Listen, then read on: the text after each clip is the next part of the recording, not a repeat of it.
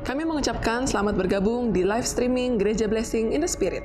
Dalam waktu 5 menit ke depan, kita akan melakukan kebaktian bersama. Sebelum kita mulai kebaktian, mari kita mempersiapkan diri untuk memuji dan menyembah Tuhan. Sambil menunggu kebaktian yang akan segera dimulai, kami akan memperkenalkan profil dari Gereja BES. Gereja BES pertama kali didirikan di tahun 2006 dan didirikan di Singapura. Visi dari Gereja BES adalah Bait Allah Engkropos berawal dari suatu penglihatan yang diberikan Tuhan kepada gembala senior, di mana banyak umat Tuhan membangun bangunan gereja dengan nampak luar yang mewah dan megah, tetapi bagian dalamnya kropos. Yang artinya umat Tuhan membangun bangunan fisik gereja dan melakukan kewajiban agamawi secara baik, tetapi mental dan karakter tidak disertai dengan karakter Kristus. Terlebih hatinya dilingkupi kekhawatiran, dendam, benci, keserakahan, dan tidak bisa mengampuni.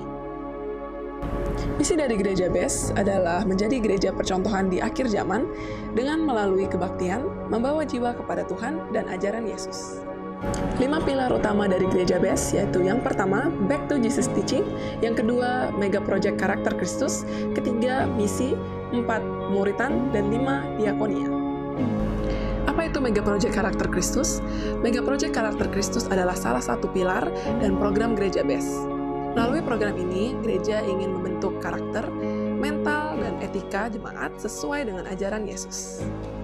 Hingga saat ini, Gereja BES sudah memiliki 59 cabang gereja yang tersebar di beberapa negara, seperti Indonesia, Singapura, China, Australia, Ghana, hingga Amerika. Program dari Gereja BES diantaranya yang pertama adalah misi, mengunjungi lokasi-lokasi yang sulit dijangkau di Indonesia, memberikan bantuan, motivasi, dan mengubah cara pandang tentang hidup, menumbuhkan tingkat keberanian terhadap tantangan, serta mengajarkan ajaran Yesus tentang keselamatan dan kebenaran. Yang kedua adalah Ladies Devotion. Ladies yang berasal dari kata lady, yang berarti wanita dengan budi luhur, sedangkan devotion yang berasal dari kata devotee, yang berarti setia sampai mati. Jadi, Ladies Devotion adalah program Gereja BES yang ditujukan untuk kaum wanita. Yang ketiga, YES, Young People Evangelism Special Services adalah bagian regenerasi dari Gereja BES. Visi Tuhan bahwa akan ada ratusan anak muda yang menyerahkan diri untuk Tuhan, mau melayani, dan menjadi hamba Tuhan. Yang keempat, Gereja BES memiliki sekolah tinggi teologi sendiri yang dinamakan STT Adi Wacana. Terdapat beberapa program studi seperti Sarjana S1 Teologi dan Sarjana S1 Pendidikan Agama Kristen. Untuk info lebih lanjut, saya langsung mengunjungi website di sttaw.ac.id. Sekarang saatnya kita akan memulai kebaktian live streaming pada hari ini. Selamat berbakti kepada Tuhan dan Tuhan Yesus memberkati.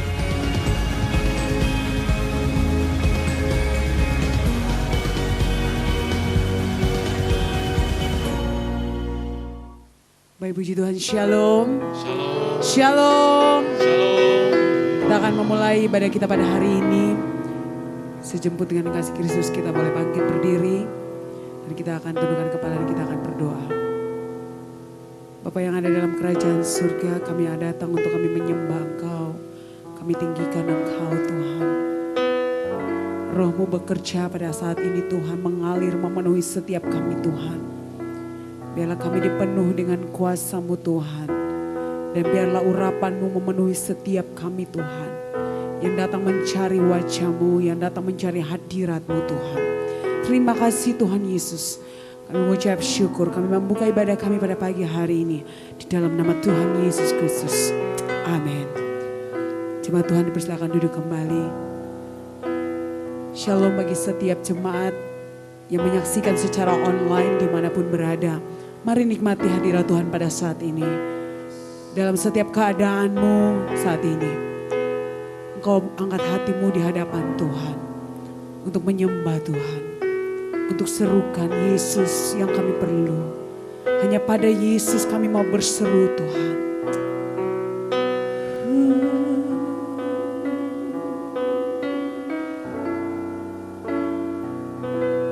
Kau Tuhan, penolong dalam hidupku. Ku percaya hanya kepadamu. Kau pegang tangan dan tuntun langkahku. Yesus, Kau perlindunganku. Kau Tuhan, kekuatan dalam hidupku, penolongku dalam kesesakan. Kau gunung batuku dan pertahananku. Yesus, Kau kemenanganku. Yesus, padamu ku berseru, Kaulah penyelamatku. Terpujilah Kau Tuhanku. Mulutku memuji nama-Mu sepanjang umur hidupku. Terpujilah Kau Tuhanku di atas segalanya.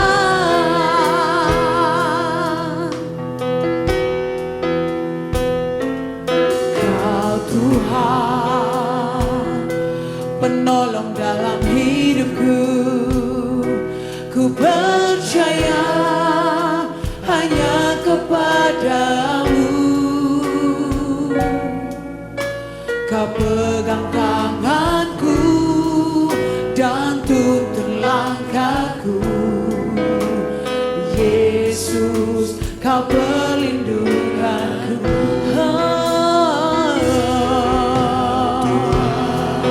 Kau Tuhan, amin Tuhan.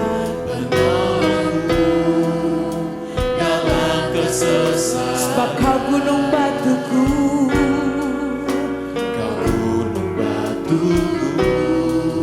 dan pertahananku.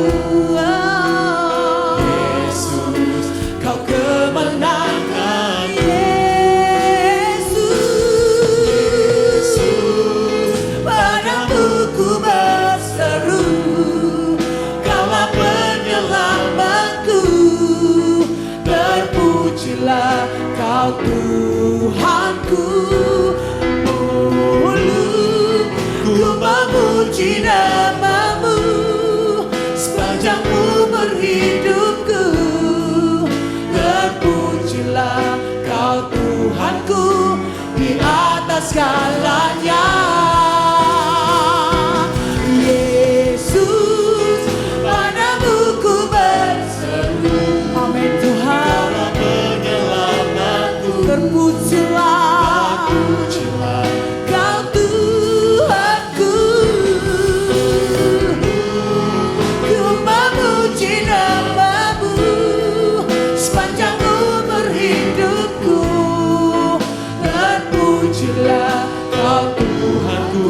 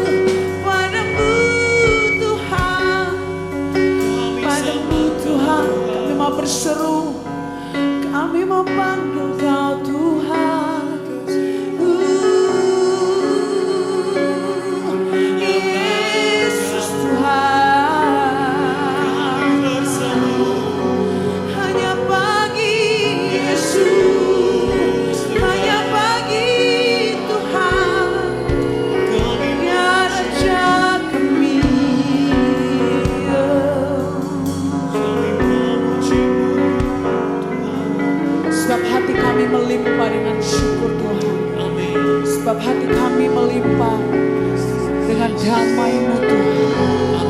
Kami bersyukur Tuhan. Dan kami akan memuliakan, bersorak bagi Engkau Raja yang berkuasa. Yaitu di dalam nama Tuhan Yesus Kristus. Yang siap memuji Tuhan, bersama-sama saya katakan amin. Haleluya. Yang percaya Allah kita penuh dengan kuasa, coba lambaikan tangan pada saat ini. Amin. Haleluya. Amin.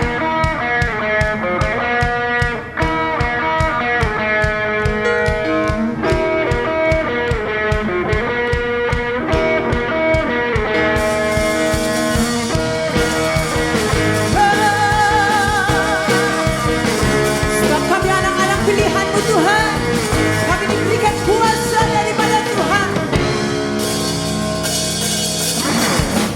Diberi kuasa Raja mulia, menakluk di bawah kakiku, sebab kami pakai kuasa Raja mulia.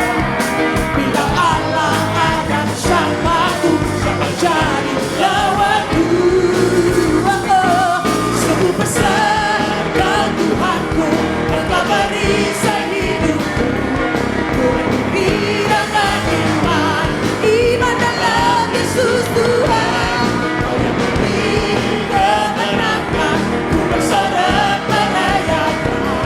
Terpujilah Kau Raja segala raja.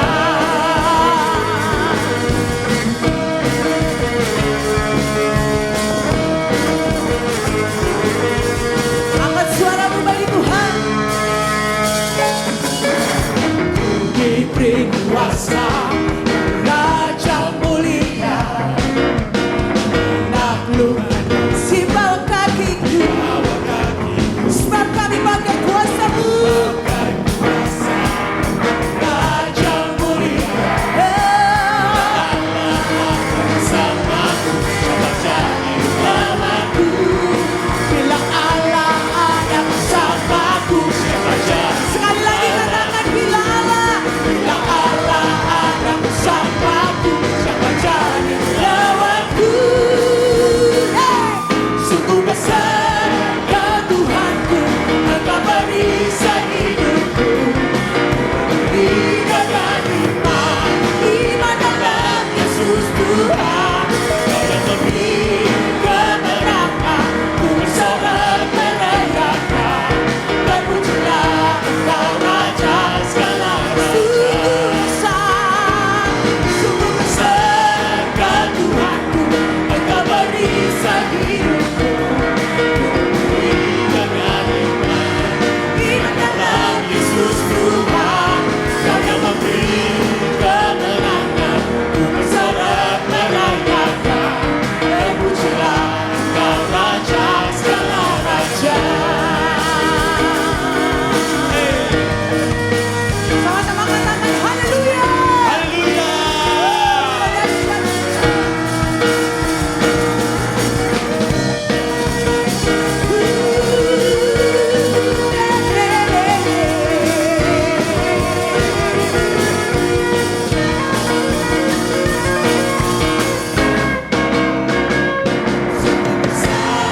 Kau Tuhanku, Engkau perisai hidupku. Ku berdiri dengan iman, iman dalam Yesus Tuhan. Kau yang memberi kemenangan, ku bersorak merayakan. Terpujilah Engkau Raja segala raja. Terpujilah Engkau Raja segala raja. Terpujilah Engkau Raja segala raja.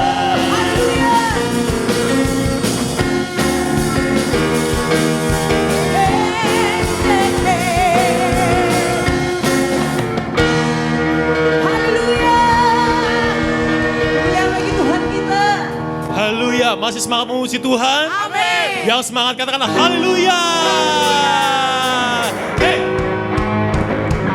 tepuk tangan di atas kepala, come on.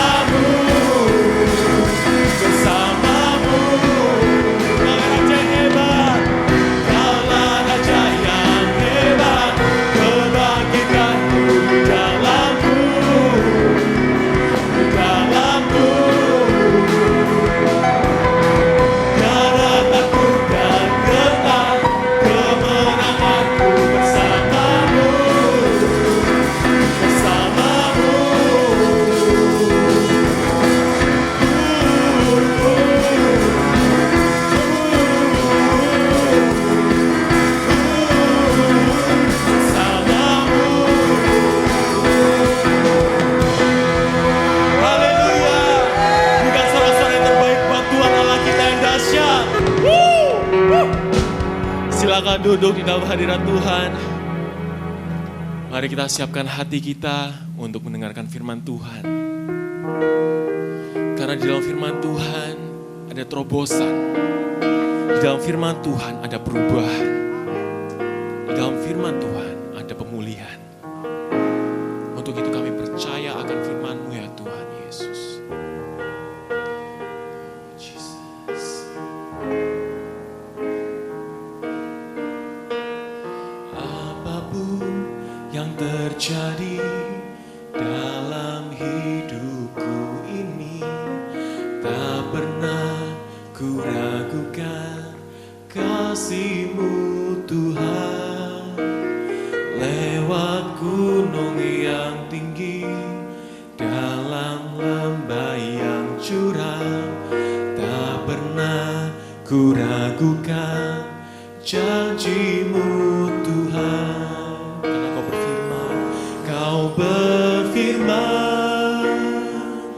dan sembuhkanku. Kau bersabda dan selamatkanku. Tiada yang mustahil bagimu. Yesus, ku percaya padamu.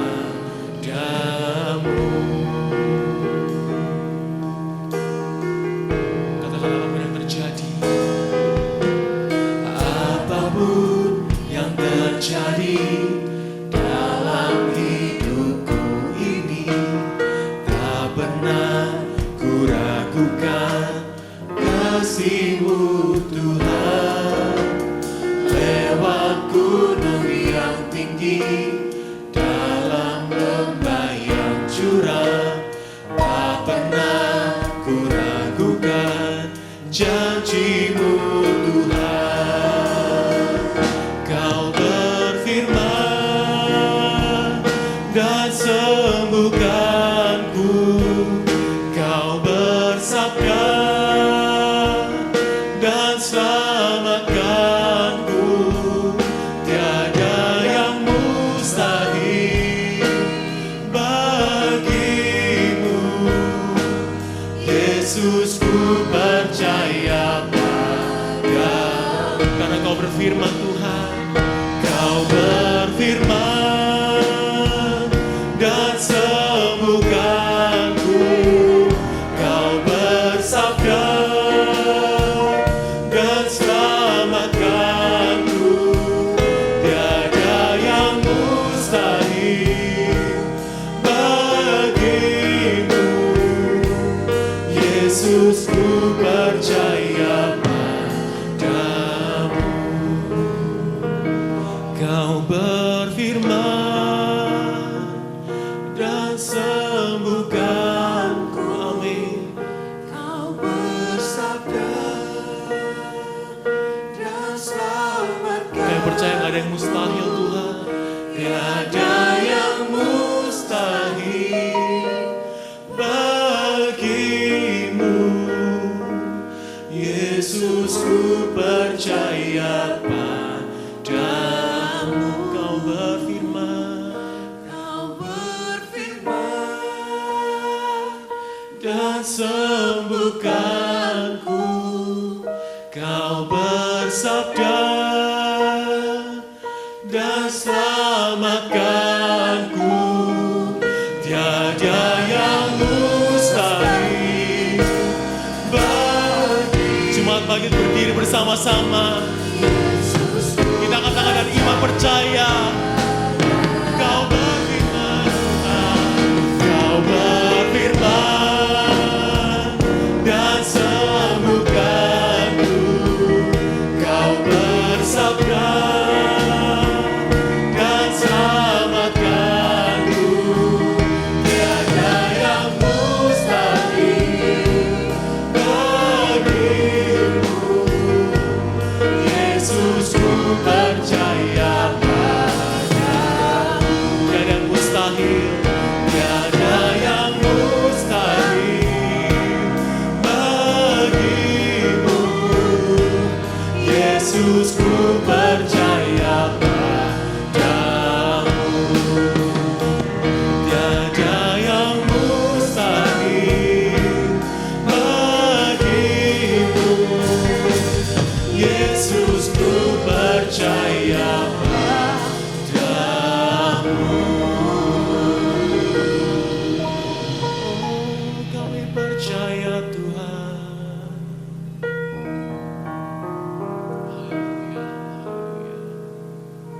Glory, haleluya, haleluya.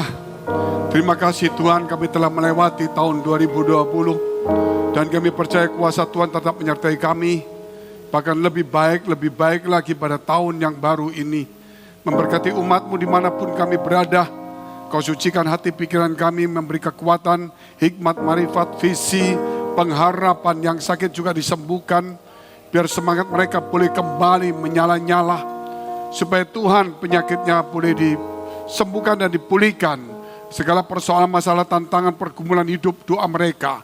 Tuhan kau memberikan jawaban dan memberikan kekuatan jalan keluar. Demi nama Tuhan Yesus kami siap untuk mendengarkan firman-Mu. Haleluya. Amin. Shalom, puji Tuhan, saudara yang dikasihi Tuhan. Kalau kita melihat tentang bagaimana cara Yesus, bagaimana kedatangan Yesus, bagaimana cara kerja Yesus, apa yang dilakukan Tuhan Yesus sangat luar biasa.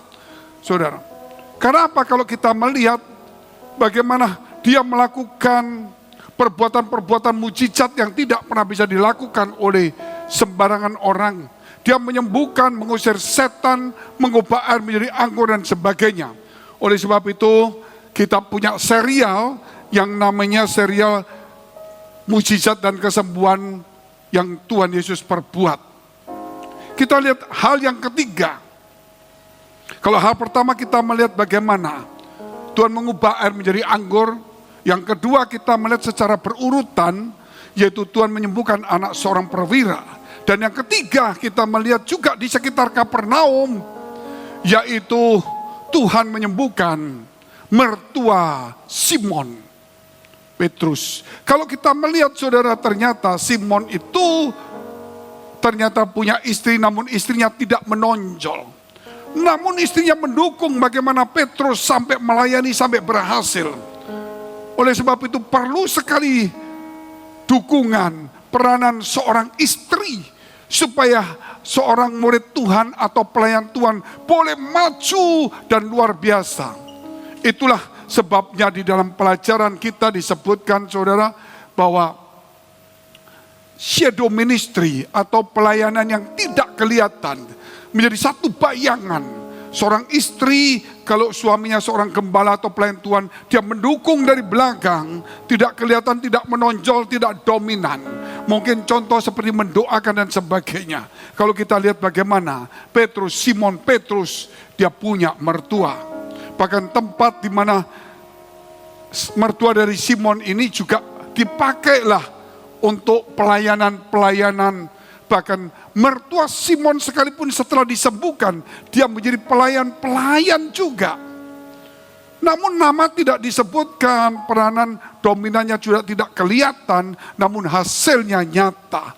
Demikian juga kalau seorang istri dipakai Tuhan, tentunya saudara suami tidak boleh dominan di dalam pelayanan, dia mendukung menjadi shadow ministry. Sehingga kalau kita di tempat kita dikatakan seorang gembala, maka istrinya kalau bukan gembala disebut saudara istri gembala, bukan ibu gembala. Karena dia tidak punya status, dia cuma dompleng saja, disebut istri gembala. Kalau suaminya atau kalau istrinya gembala, suaminya juga disebut suami gembala.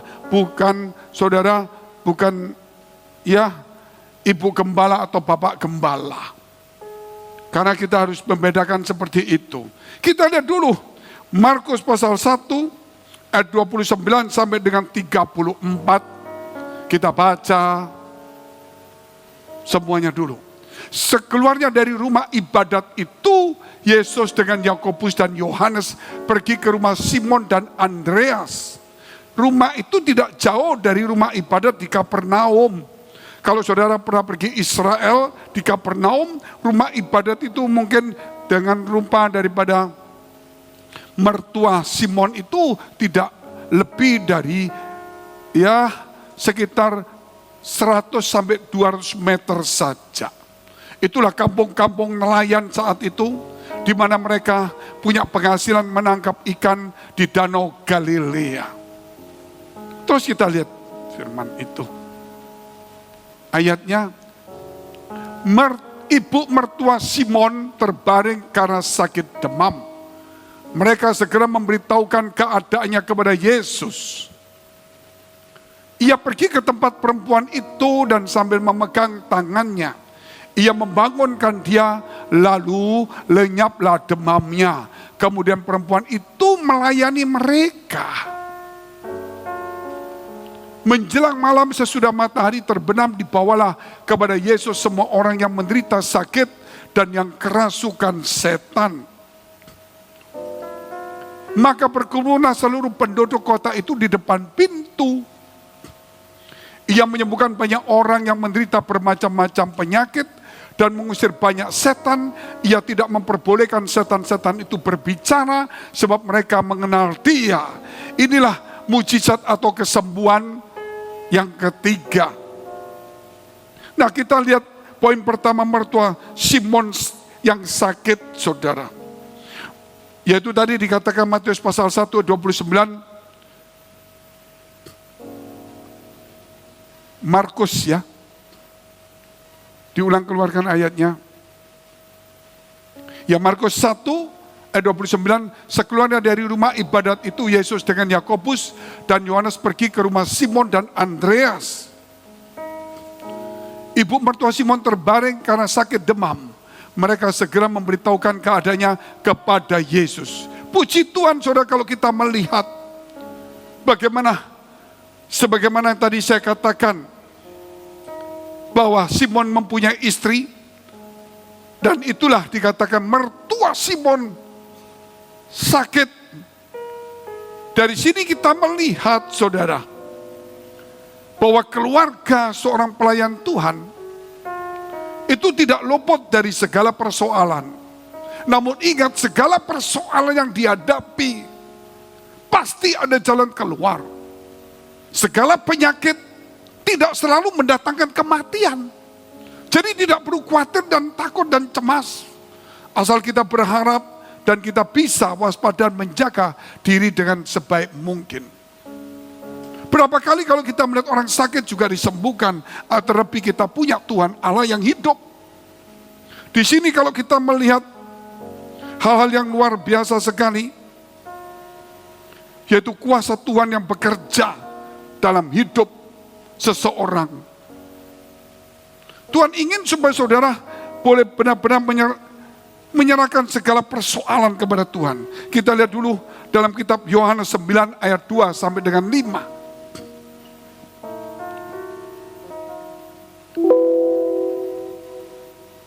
Yohanes pasal 9 ayat 2 sampai 5. Murid-muridnya bertanya kepadanya, Rabi, siapakah yang berbuat dosa?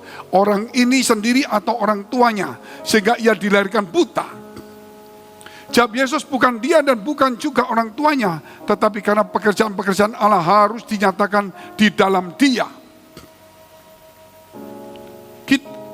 Kita harus mengerjakan pekerjaan dia yang mengutus aku selama masih siang. Akan datang malam di mana tidak ada seorang pun yang dapat bekerja. Selama aku di dalam dunia, akulah terang dunia. Yesus itulah terang dunia, saudara. Jadi kalau kita melihat ada beberapa sakit yang memang diizinkan Tuhan, bukan karena dosa, bukan karena salah, namun juga ada banyak penyakit yang karena dosa dan salah. Oleh karena itu, kita melihat penyakit itu, kita introspeksi diri. Apakah kita salah makan? Apakah kita serakah? Apakah kita gelojo? Apakah kita ini tidak bisa ngerem? Ataukah kita, saudara, begitu banyak, mungkin kita makan, saudara, lupa bayar. Bukan itu, mungkin juga lupa berdoa. Atau kita dilarang makan ini namun kita makan berkelebihan. Kita introspeksi diri. Tetapi yang pasti saudara, kita juga harus tahu, tidak boleh terlalu banyak menyalahkan diri karena penyakit itu. Setelah kita introspeksi diri, kita berjaga-jaga. Kita tahu juga bahwa tidak semua penyakit karena dosa. Memang kalau kita lihat dosa, iblis itu adalah sumber dari segala bencana. Karena dosa itulah maka manusia ditimpa oleh berbagai macam persoalan dan sakit penyakit. Namun memang saudara, kalau kita sudah dikandung di dalam dosa, namun juga ada yang sakit yang bukan karena dosa. Tetapi saudara diizinkan Tuhan untuk menyatakan kemuliaan Tuhan. Kita lihat poin yang kedua. Yesus melenyapkan demam dan sakit.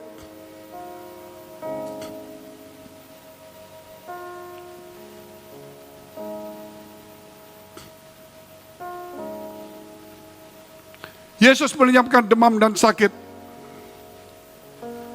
Kita lihat ayat yang ke-31.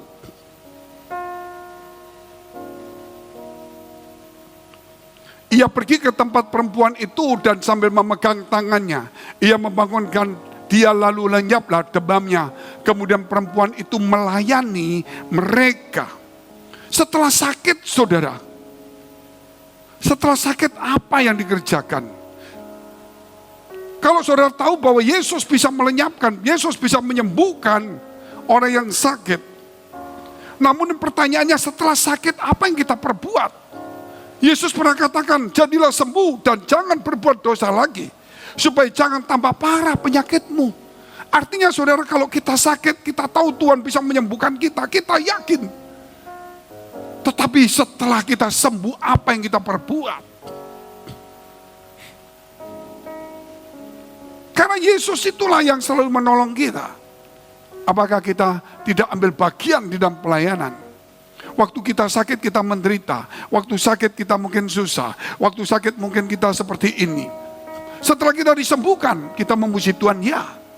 Kita ke gereja, ya. Tapi lebih daripada itu saudara, kita menyadarin dan kita menggunakan waktu kita waktu sembuh ini. Bukan minta tolong seperti kemarin waktu sakit. Tetapi waktu sembuh ini kita berdoa supaya kita bisa menjadi saudara dipakai Tuhan untuk menolong orang-orang yang lainnya. Jadi kalau kita melihat soal-soal penyakit bukan harus kita bicara kesembuhan. Karena memang Tuhan itu penyembuh. Kalau kita lihat saudara dalam kitab Matius pasal 8 ayat yang ke-17.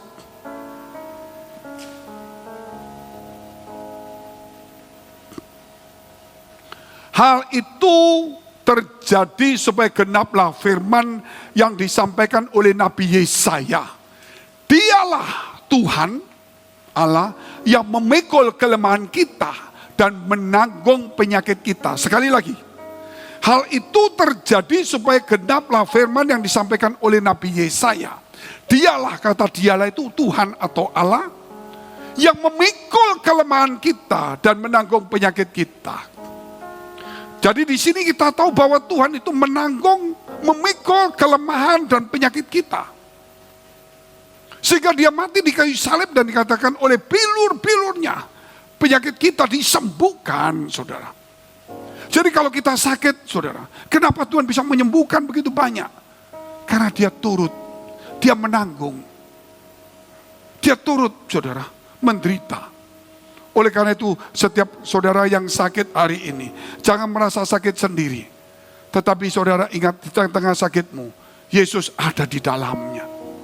Dan ketika sembuh, ingat saudara, kita lihat poin yang ketiga, yaitu melayani.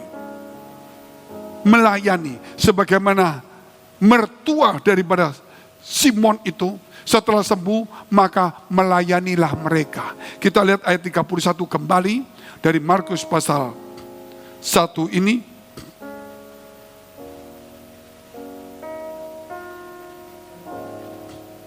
Ia pergi ke tempat perempuan itu dan sambil memegang tangannya, ia membangunkan dia, lalu lenyaplah demamnya. Kemudian perempuan itu melayani mereka. Saudara, kalau kita sering KKR di desa-desa, maka kita melihat banyak orang yang susah, yang sakit, yang menderita, nggak ada dokter. Tapi disitulah saudara kuasa Tuhan dinyatakan. Kenapa di kota-kota besar kuasa Tuhan tidak dinyatakan seperti itu? Karena orang lebih berharap ke dokter, ada tempat disediakan, ya tempat klinik, rumah sakit. Sehingga orang tidak lagi datang ke Tuhan, tetapi datang ke tempat-tempat yang Tuhan memang izinkan ada, supaya saudara orang-orang sakit boleh disembuhkan. Anggap aja itu kolam Bethesda. Kolam Bethesda artinya memang tempat untuk orang-orang sakit. Dan di mana suatu kali digoncangkan oleh malaikat, maka yang pertama sakit masuk, dia menjadi sembuh. Anggaplah rumah sakit klinik itu adalah seperti kolam Bethesda yang modern. Jadi orang yang datang ke tempat itu bukan yang pertama. Yang datang itu saudara banyak disembuhkan. Namun ada juga yang tidak bisa disembuhkan. Di Bethesda itu contohnya orang lumpuh itu. Tetapi Tuhan datang khusus kepada dia. Dan kemudian Tuhan menyembuhkannya tanpa melalui kolam Bethesda yang saat itu yang sudah terkenal dan yang tetap berfungsi. Demikian juga kalau kita ke dokter, rumah sakit, tidak salah. Itu tempat yang tepat seperti kolam Bethesda. Namun ingat, kita tidak boleh berharap kepada manusia. Walaupun kita percaya di sana, tapi kita tetap berdoa kepada Tuhan. Supaya Tuhan bisa memakai dokter, bisa memakai obat-obatan, dan kita punya rasa tenang dan iman. Nah mungkin juga kita tidak bisa disembuhkan melalui rumah sakit karena itu memang terbatas. Tetapi Tuhan akan datang menyembuhkan kita juga. Walaupun kita, saudara, ada di kolam Bethesda, ada pun di rumah sakit. Jadi jangan mencobai kalau sakit sudah berat. Enggak, aku yakin Tuhan akan datang padaku. Kalau saudara tidak ke kolam Bethesda, bagaimana saudara Tuhan mau datang kepada saudara? Kalau saudara tidak percaya, bagaimana Tuhan mau datang ke tempat saudara? Loh, aku percaya Pak. Itu namanya mencobai Tuhan. Karena sudah ada tempat disediakan. Contohnya, saya nggak usah ke gereja Pak.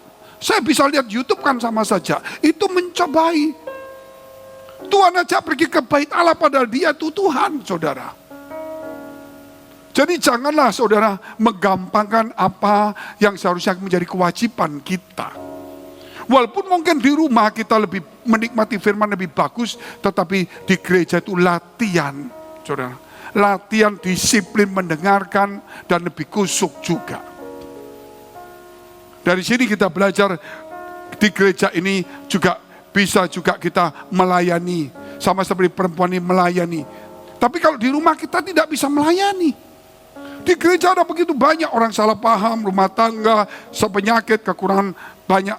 Ya kekurangan gizi, kekurangan hikmat, kekurangan uang, pekerjaan, dan sebagainya. Dan disitulah kita melayani. Karena kita sudah disembuhkan. Kita sudah dipulihkan. Ingat, Yesus itu yang menanggung segala kelemahan dan penyakit kita.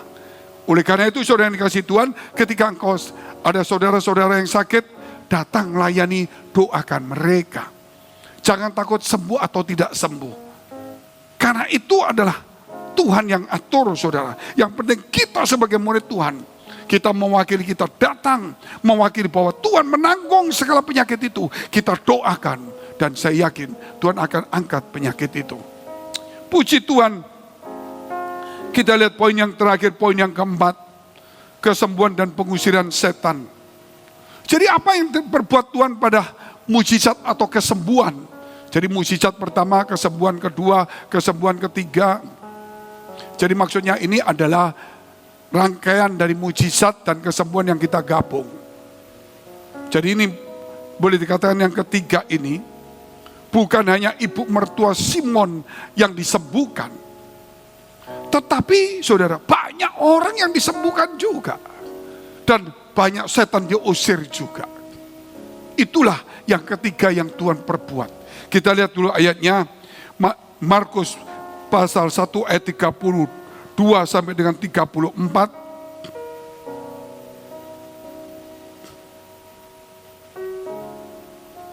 Menjelang malam sesudah matahari terbenam, dibawalah kepada Yesus semua orang yang menderita sakit dan yang kerasukan setan. Semua yang menderita sakit dan kerasukan setan. Maka berkerumunlah seluruh penduduk kota itu di depan pintu. Yesus menyembuhkan banyak orang yang menderita bermacam-macam penyakit dan mengusir banyak setan. Ia tidak memperbolehkan setan-setan itu berbicara sebab mereka mengenal Dia. Yesus menyembuhkan berbagai-bagai macam penyakit dan mengusir setan. Memang kalau kita melihat saudara tadi dikatakan di awal bahwa memang penyakit tidak semua dari dosa kesalahan orang. Namun ada sedikit yang memang diizinkan Tuhan. Namun juga kalau kita lihat pelajaran ini, banyak penyakit itu juga disebabkan oleh setan, saudara. Kenapa seperti itu? Mungkin setan itu masuk di dalam pikiran kita, sehingga kita marah terus, maka darah tinggi. Mungkin setan masuk kepada kita, saudara. Kita kecewa terus. Firman Allah berkata, ampuni tidak ada. Maka kita timbullah sakit. Mungkin depresi atau stres. Mungkin kita kepahitan dengan teman-teman kita. Atau saudara kita, mungkin orang gereja, pemimpin atau bawahan kita. Kita simpan, kita lupa untuk mengampuni sebagaimana ajaran Tuhan. Maka kepahitan itu kita simpan terus. Setan masuk membuat kita punya penyakit macam-macam, termasuk mungkin kanker, penyakit hal-hal yang lain. Dan hal-hal seperti ini, saudara, akan disembuhkan kalau orang itu mengampuni, kalau orang itu membebaskan. Saudara, kalau orang itu melepaskan rasa kecewanya, dia membuang segala kepahitannya. Kenapa dia pahit, kenapa dia kecewa? Karena dia mengandalkan manusia. Dia berharap terlalu banyak kepada manusia. Tetapi kemudian mereka manusia yang juga terbatas. Dia tidak bisa memenuhi semua keinginannya. Maka timbullah kecewa. Timbullah juga namanya kepahitan. Dan disitulah iblis masuk dan membuat dia mulai satu kehilangan berkat. Maka semua yang dikerjakan semuanya sirna. Kenapa seperti itu? Karena ada kepahitan. Ada dosa. Kita harus melepaskan semuanya. Kita sadar bahwa waktu saya pahit, waktu saya kecewa, bukan orang yang mengecewakan saya yang salah. Tetapi saya yang kecewa yang salah. Orang boleh berbuat dosa. Tetapi kita tidak menyikapi dengan berbuat dosa lagi. Orang boleh berbuat dosa. Namun kita harus menyikapi, yaitu kita harus mengampuni. Orang boleh berbuat jahat. Tapi kita tidak menyikapi dengan membalasnya. Namun kita harus berbuat baik. Itulah ajaran Tuhan. Jadi kalau kita hari ini kecewa, hari ini kepahitan, sakit hati, benci, dendam, saudara, harus dibuang itu semua. Setan masuk. Jadi bukan hanya menyembuhkan saja. Suatu hari saya ada di satu desa di NTT, yaitu di Kabupaten Kupang. Nama desanya adalah Tesbatan. Tesbatan. Di tempat itu saya waktu melayani, ada beberapa orang yang bukan Kristen, non-Kristen, yang melarikan diri dari tim-tim waktu itu negara itu pecah. Ya tim-timnya waktu pecah, menjadi negara sendiri. Ketika saya di situ melayani, banyak pendoa pekerja gereja datang kepada saya. Pak, ini ada seorang Pak, yang belum percaya. Kita doakan Pak, tapi tidak sembuh-sembuh. Sakitnya itu kalau jam 6 sore, sampai jam 4 itu kepanasan badannya. Seperti api. Jadi dia kepanasan, akhirnya dia terpaksa masuk di kolam. Masuk di bak mandi. Masuk tapi masih kepanasan terus. Itu bukan satu hari, bukan satu minggu, bukan satu bulan. Berbulan-bulan saudara. Diusir, disembuhkan. Ya seperti itu. Bagaimana Pak? Sudah disembuhkan, satu hari sembuh, kena lagi. Satu hari sembuh, masalah lagi. Akhirnya saya tanya sama dia, ini orang percaya Tuhan? Enggak. Disuruh dia berpikir. Mungkin dia berbuat sesuatu yang salah kepada orang tuanya. Walaupun dia bukan anak Tuhan, tapi kalau berbuat salah kepada orang tuanya, juga harus minta ampun atau kepahitan, benci. Atau dia berbuat sesuatu yang salah kepada sesamanya. Ternyata betul. Iya Pak. Saya membakar gereja di tim-tim. Ternyata dia membakar gereja. Setelah sekembalinya dia keluar dari tim-tim, baru Tuhan hukum. Tidak langsung dihukum seperti itu. Kalau kita lihat kota Sodom dan Gomora, berbuat jahat begitu lama sekali, sampai kejahatan itu memuncak, sampai terdengar telinga Tuhan. Bukan berarti Tuhan tidak mendengar waktu mereka berbuat jahat pertama. Namun Tuhan izinkan supaya dia bertobat, namun tidak bertobat, diberi waktu lagi tidak bertobat, baru Tuhan menghancurkan semuanya. Demikian juga hal yang terjadi ini saudara. Akhirnya saya bertanya sama dia, kamu sudah membakar gereja, kamu sekarang tidak minta ampun sama Tuhan. Kita tidak bisa mendoakan saja, karena dia bukan berdosa kepada manusia. Dia berdosa kepada Tuhan. Hanya Tuhan yang bisa mengampuni. Kalau dia berdosa kepada manusia, kita berdoa supaya bisa diampuni juga. Namun dia berdosa kepada Tuhan. Akhirnya saudara, dia minta ampun, kita doakan. Dan hasilnya cukup bagus. Dan dia mulai dibebaskan. Kembali, apakah dia percaya atau tidak. Nah itu juga akan menentukan langkah dia selanjutnya. Seharusnya kalau orang dilepaskan dari seperti itu, dia tahu kuasa Tuhan bagaimana bekerja. Pasti dia bertobat. Oleh sebab itu apa yang ditabur orang juga akan dituainya. Jangan pernah takut dengan orang yang berbuat jahat kepada kita.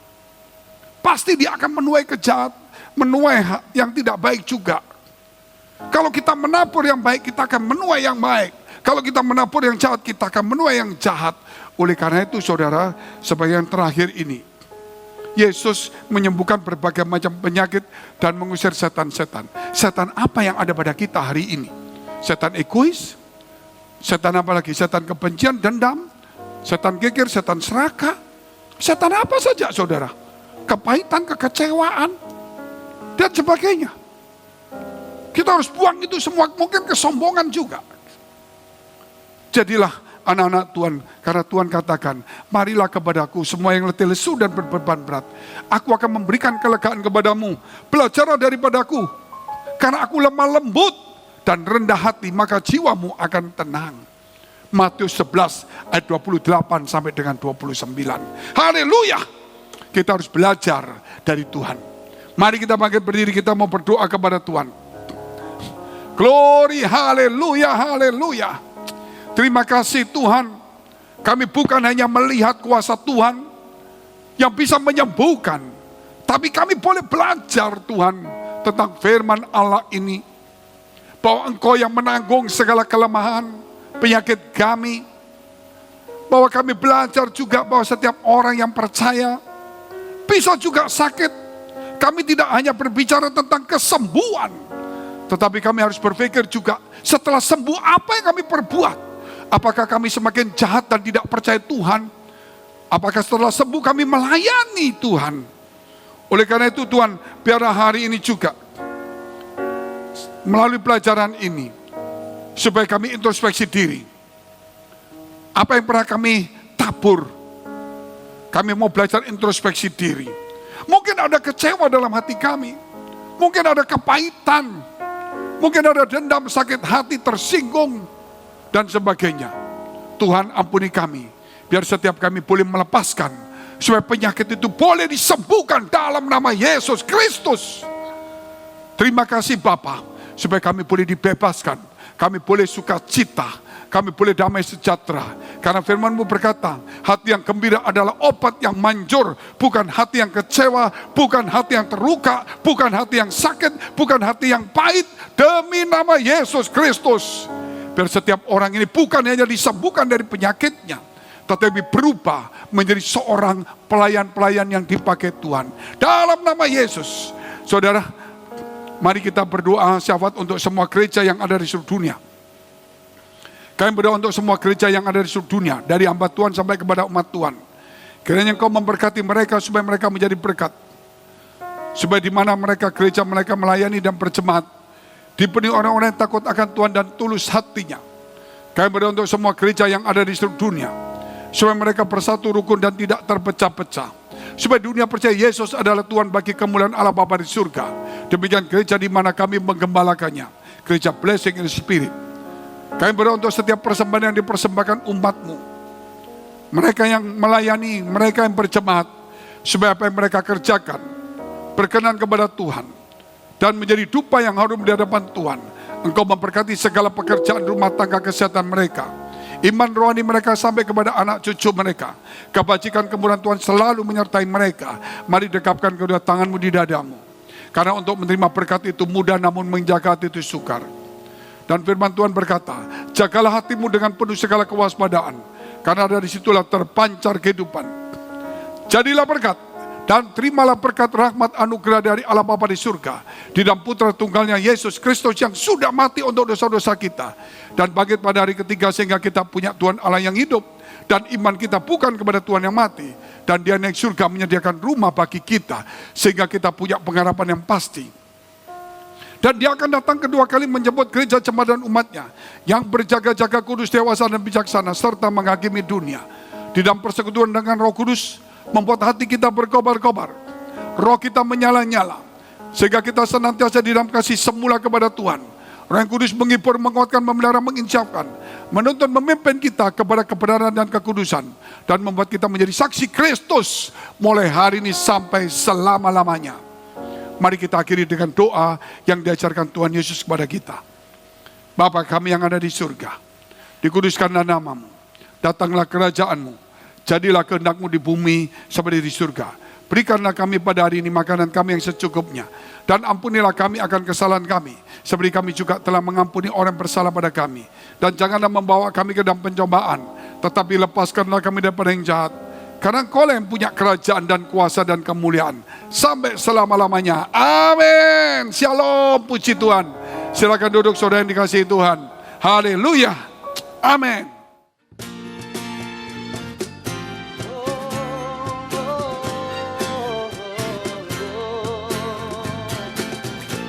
Kami bawa hati kami, hidup kami bersyukur kepadamu Tuhan, sebab Engkau baik untuk selama-lamanya. Dan kami nyatakan, kecaplah dan lihatlah betapa baiknya Tuhan itu.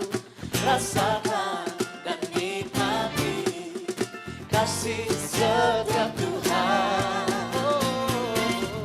Kecaplah dan lihatlah betapa baiknya Tuhan. Betapa baiknya Tuhan itu. Rasakan dan nikmati kasih setia Tuhan. Syukur bagimu Tuhan, segala hormat bagimu Tuhan, Allah yang mengasihiku, Allah yang memeliharaku. Syukur bagimu Tuhan, segala hormat bagimu Tuhan, Allah yang mengasihiku, Allah yang memeliharaku selamanya. Untuk selama-lamanya kasih-Mu ada bagi kami Tuhan.